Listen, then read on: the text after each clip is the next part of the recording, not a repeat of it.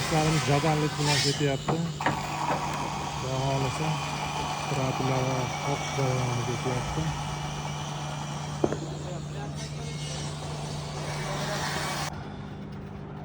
Shu tomimizdan aniqroq ma'lumot so'ragan akalarimizga 70 sm o'rtasini ko'tarib qo'yganmiz shu shakllarda chiqishi uchun. 70 sm ko'targandan keyin bu horidan narigi horimiz ham 70 sm balandroq bo'ldi. 480 70 sm uqlon oldik. Shunda shu horimiz teng bo'ldi.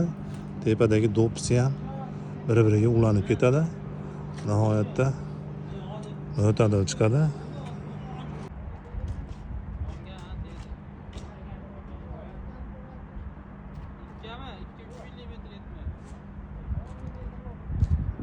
Ishlarimiz shunaqa chiroyli shaklda bo'lyapti, xudo xolasa. Bizni kuzatishda davom eting. Foydali videolar qo'yib boraman.